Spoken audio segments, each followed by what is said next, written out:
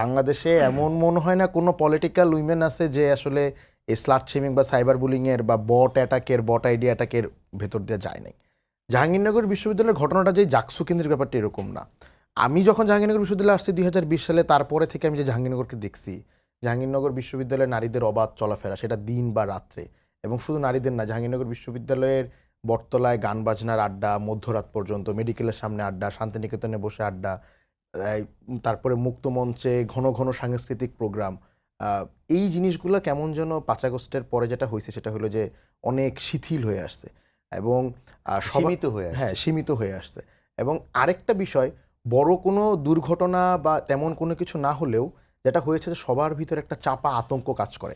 এরকম না যে নারীদেরকে ধরে ধরে হিজাব পরায় দিচ্ছে, নারীদেরকে সান্ধ্য আইনের ভিতরে হলে জোর করে রাখতেছে, কিন্তু সবার ভিতরে একটা চাপা আতঙ্ক কাজ করছে। এবং এইটার মানে বাইরের যে ধাপটা আমরা দেখি সেটা হলো যে একই সাথে নারী প্রার্থী কেন নাই এইটা নিয়ে অনেক চিল্লাপাল্লা করা, আবার যখন নারীরা প্রার্থী হিসেবে যখন ফেসবুকে তাদের নিজেদের ছবি বা প্যানেলের ছবি দেয় সেখানে তাদেরকে শাহবাগী বলা বা আরও খারাপ ওয়ার্ড ইউজ করা।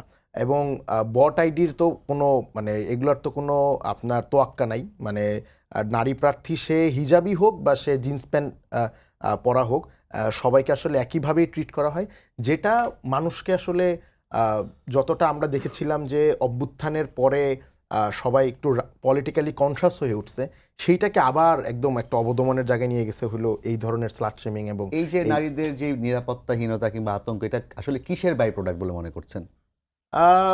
এইটা আসলে সামগ্রিক একটা অবস্থাই, মানে এটা একদিক থেকে কারা এই পরিবেশটা তৈরি করছে?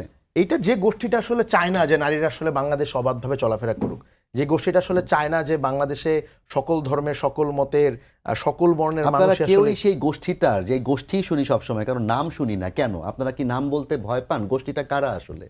না, তেমন নাম বলতে ভয় পাওয়ার কোনো কিছু নেই। আমরা তো আসলে জানি যে বাংলাদেশে আসলে কারা আপনার এই নারীদেরকে ঘরের ভেতরে রাখার পলিটিক্সটা করে। আমরা কিছুদিন আগেই দেখেছি যে একটা প্রোগ্রাম, যেখানে নারীবিহীন প্রোগ্রাম, কিন্তু নারীদেরকে নিয়ে আলাপ আলোচনা হচ্ছে। আমরা তো এগুলো দেখছি যে কারা আসলে এই জিনিসগুলো করে। আমরা আসলে চেয়েছিলাম যে 5 আগস্টের আগে যেইভাবে আপনার, কিন্তু যেই প্রোগ্রামের কথা বললেন সেটা তো কওমি আলেমদের ছিল। কওমি আলেমরা কি আসলে বিশ্ববিদ্যালয়গুলোতে আছে? এগুলোকে আপনি একদম বিচ্ছিন্নভাবে ডিকন্টেক্সচুয়ালাইজ করে দেখলে হবে না। এগুলো সবকিছুর সাথে সবকিছু আসলে কানেক্টেড। আমরা 5 আগস্টের আগে যেভাবে দেখেছি যে আলেম ওলামাদেরকে শেখ হাসিনা জেলে ভরেছে, তাদের উপর অত্যাচার করেছে, আমরা যেভাবে শাপলা হত্যাকাণ্ড দেখেছি, আবার ঠিক 5 আগস্টের পরেও আমরা দেখেছি যে অন্য আরেকটা গোষ্ঠীকে সেমভাবে, যারা আসলে এক সময় মজলুম ছিল, তারা আসলে জালিমের ভূমিকায় অবতীর্ণ হইতে।